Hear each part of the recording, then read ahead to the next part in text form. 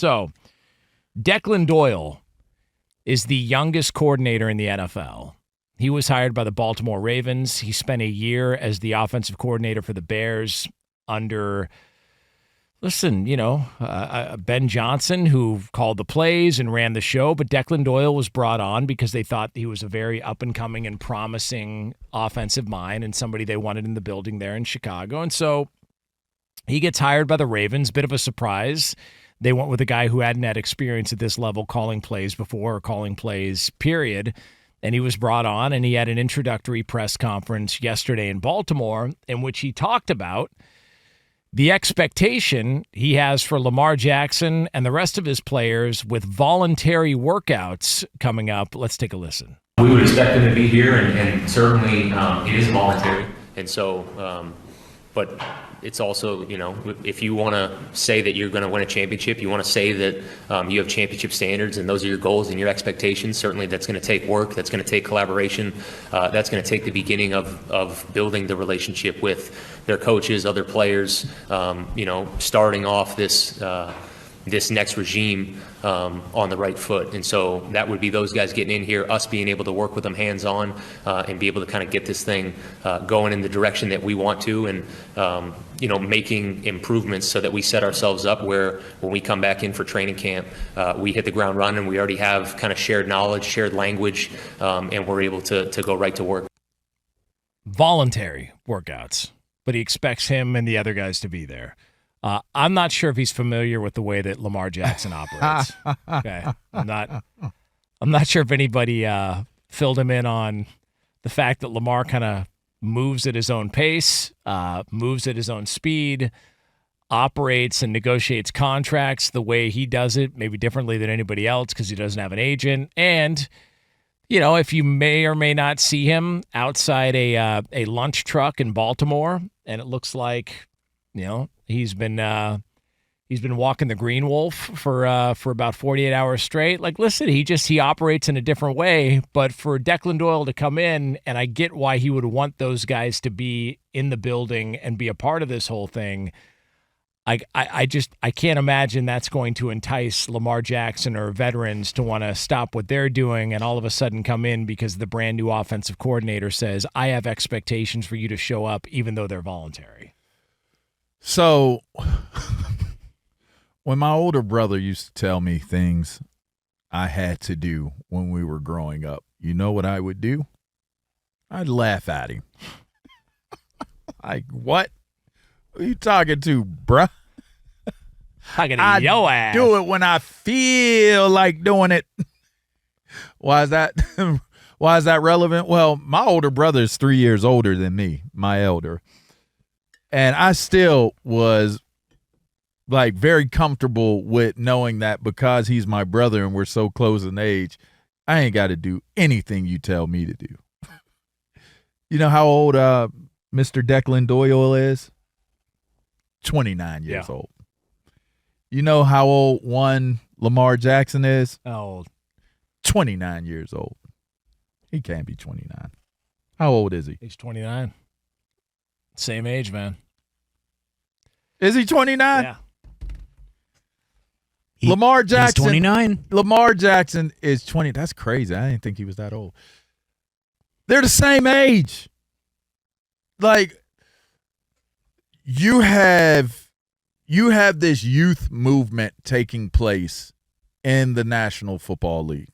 And most likely you're seeing guys that are the same age as their players. I just wonder I always used to say, like, man, they bring these old-ass coaches in here and da-da-da, like, what's this all about? But when you think about it, now that they're bringing in – I'm sorry, Mike. Maybe I should leave old people alone. But I'm just saying. People – When like, Mike, you look like you could be my Uncle Mike. He just got vanilla skied. Hey, Mike, you look like you could be my Uncle Mike. I'm just saying. Do you treat your cousin the same way you treat your uncle? You know what I mean? Like, I don't treat my uncles the same way I treat my cousins. So it's like when you come in and you're setting a tone, he has to come in to try to set a tone. As a coach, you want to come in, you want to try to set a tone.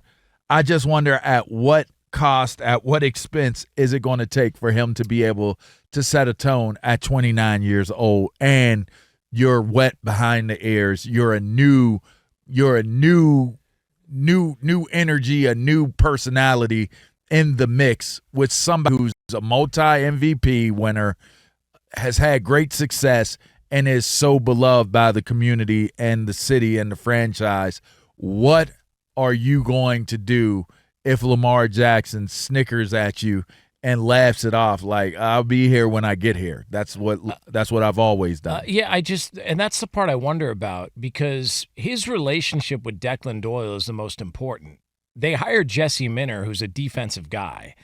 And if we're going based on where Declan Doyle was previously, like, Ben Johnson was really, really hard on Caleb Williams and was really outspoken and critical, sometimes publicly, of him, and would get on him. And Caleb Williams has talked about it, but he was working with him day in and day out closely. And you talked yesterday on the show about how quarterbacks move differently in the building, and Ben Johnson was his guy. That's sort of how they're connected. That's what the Bears wanted, and they should have won it, because it's going to be hopefully lasting them for the next decade plus, those two together. But in this case, I wonder, Declan Doyle's brought in to be the one closest to Lamar Jackson from an offensive mind standpoint. He's not the head coach. That relationship is paramount with the Ravens organization. And so when the guy comes in and the first thing he says is, I don't care if it's voluntary, they need to be here.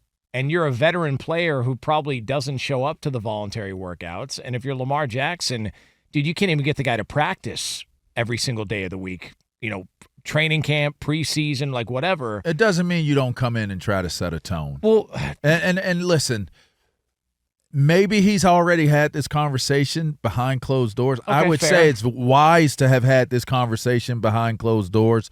Don't come out with an iron fist. We had this conversation about Schottenheimer with the whole reorganizing and doing this with the locker room and this and that. We saw how that turned out. But don't come in ruling with an iron fist publicly.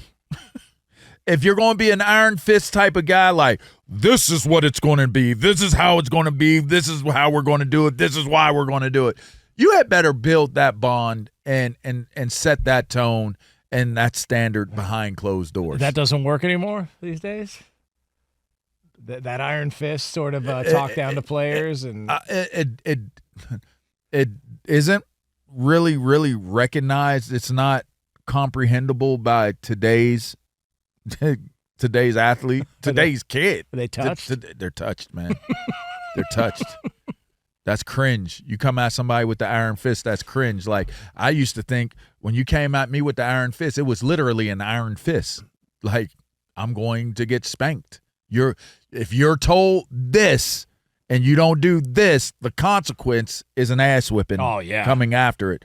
That it's not like that anymore. Like, there is no real consequences to, clean your room. Like, you didn't clean your room. Well, okay, are you going to clean it now? No. I'm going to take your devices from you. Like, okay, you figure out something else to do. I'm going to take what you figured out, what else to do. Okay, like, I'll just sit here and be bored, but so what? I still didn't clean my room. Where you go from there?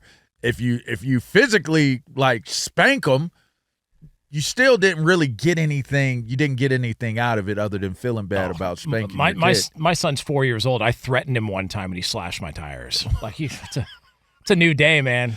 Yeah. So the whole iron fist. Everybody's going to be here. I expect everybody to be here. No, what you have to do is you have to be creative in how it is that you go about working with the professionals that are under your watch and under your care. You got to build the bond. This era of athlete, if you build a bond, like, hey, Lamar, like, let's go get some food from your food truck. Hey, Lamar, you smoking? Like, all right, like, I might not smoke the green lettuce, but I smoke cigars. Like, so let's go cheap. You got to go meet these people on their grounds. So if you were advising Declan Doyle, you would tell him to go smoke weed with Lamar Jackson. Why not? All right. Hey, listen. You imagine Steve Bisciotti telling him Don't do drugs. Only if that's what you do. Only if that's what you do. If you're Declan and you smoke weed, go smoke weed with your. You got a couple players that are your main guys. Go have a drink with them. Go have a beer with them. Go kick it with them. Like, oh, you going on vacation over here to the Bahamas? I'm coming. I'm bringing my wife. We're going to hang. Like, I'm coming through. We good? Then you build a relationship, and I'm over embellishing. Obviously, I'm not. It's a bummer. But no. But I mean, if I was your coach, like, I'm not going to not be who I like. You want to know the biggest mistake coaches make is being something and someone they're not. You could get away with that when you could tell somebody, get the F out of here, you stupid mother effer, da-da-da. Look at what happened in Atlanta. I told you that offensive coordinator was a D-bag to his players. I told you that. Yeah. Where are they at now? Gone.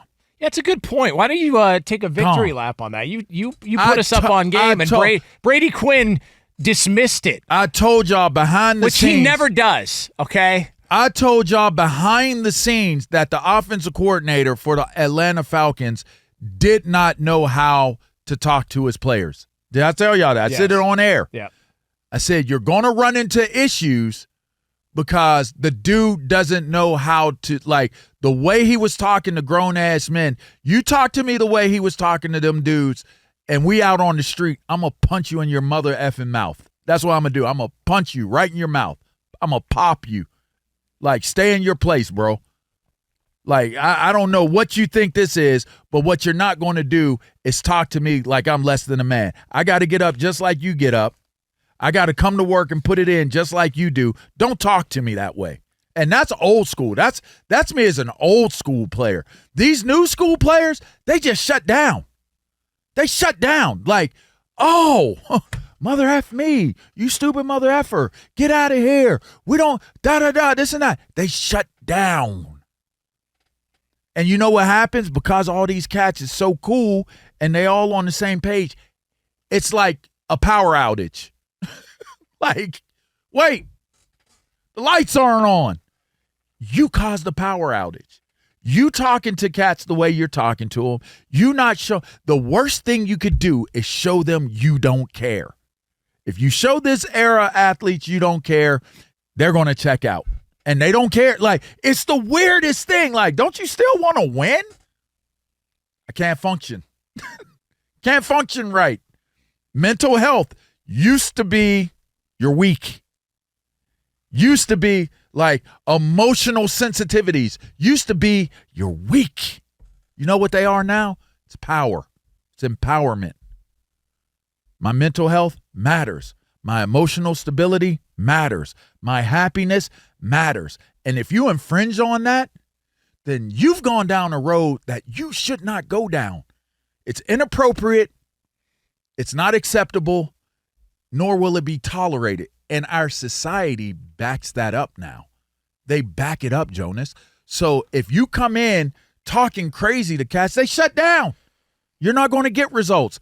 So while I'll say the tone of it, I'm not going to say the tone of Declan is that of a tyrant, but the reason why I believe they're bringing in younger coaches to coach these guys is that you got to have guys that understand how these guys are wired emotionally. By the way, can you imagine telling our parents, hey, we need a mental health break growing up? Bro. I can't imagine my dad telling me, like, hey, come help me clean the chicken coop. No, Dad, I need a mental health break. You said mental what? He'd literally spray me in the eyes with Raid. I'll show you mental health, boy. Go get the belt. Yeah. What? Wait, hold on. I'm going to get spanked for that. In fact, don't get the belt. Get the yard rake. Hey, now I'm getting spanked. Well, what are you spanking me for, Dad? Hey, Dad, You're making excuses. Hey, Dad, we live in California. Why do we have a snow shovel? No. Next time you need a mental health break, that's why. It's weird. Hey, man. The game has changed, man. My dad has 2 prosthetic limbs, like they're wooden. You knock on them bad boys, right? Give him, I need a mental health day. I need a day off. I'm drained. This and that. That man knock on his legs. You think I get an emotional day? You think I get a mental health day? You think I get a mental health day? Big Mike. Let's not have any excuses. Let's have a not have excuses day today. And listen, I raised my kids hard. I'll say I turned out well. Like, I don't take days off. I'm dependable. I'm on time. I like the way he raised me military. I handle things military. I'm very regimented. Was there some sacrifice there? Yeah. Like, are we super tight? We're tight as father, son, but are we like tight? Like, kind of, not really. You know what I mean? So it's kind of like, for me, you got to approach it the same exact way in the football world in terms of the understanding of who it is that you're guiding. If you're not authentically who you are, and you don't establish that rapport and that bond and that connection with each, and this is the crazy thing, with each one of those players that are under your watchful eye. And I would go as far as to say, even if I'm the offensive coordinator, I'm building that relationship with defensive players too. I'm building a personal relationship with every single player that comes in that building that plays for us, because that's how today's athlete operates. And I do wonder also, if you're Declan Doyle and your most recent example is, as we mentioned, the Ben Johnson-Caleb Williams relationship, Caleb Williams and Lamar Jackson are in completely different spots in their career. When Ben Johnson got to Chicago, there was conversations, Caleb Williams is a bust, he's this, he's that, you can't win with him.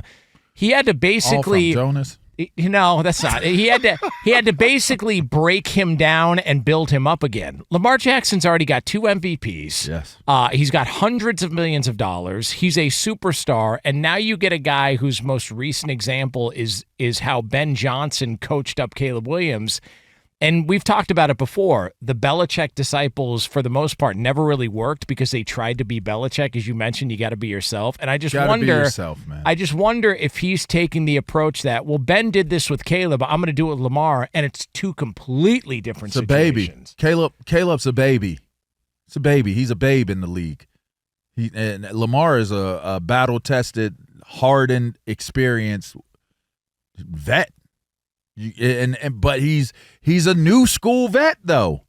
Again, the best thing you could do is become best friends with. You know who has the perfect blend of best friend, but it better be respect. Like, we could lock it up. Like we could go in the back room and lock it up. I remember one time, just super quick story. I slap boxed when I was a head coach. One of my players, he only understood fighting. Fighting was the only way to communicate with him. So when I realized, I was like, let's go over here real quick, man. Come on. We slap boxed. Old school, old style slap box. Like, let's go, right? So now you're not looking at me like at this old, decrepit dude that's coaching you. It's like, he touched my head like 3 times in the first 1 minute of us slap boxing. Like, I touched your head. You know what that means, right? If we was really slap boxing, I slapped the hell out of you. Like, your face would be slapped. And I'm sitting there and I'm moving on him, and my hand speed was too good for him. And after that, our bond, our ability to communicate was different. He's like, oh, wait, you're like me. Like, yeah, that's what I've been trying to tell you. We're not different. We're the same. And we should want the same things. You connect on that level, right? Mike Vrabel. That's the perfect blend of, I guarantee you Mike Vrabel will be like, oh, you feel like you could whoop me. Vrabel broke up a fight in training camp and got bloodied. Let's go in the weight room. Let's hit this. Let's get, I'm not telling you to go lift the weights. I'm going in with you.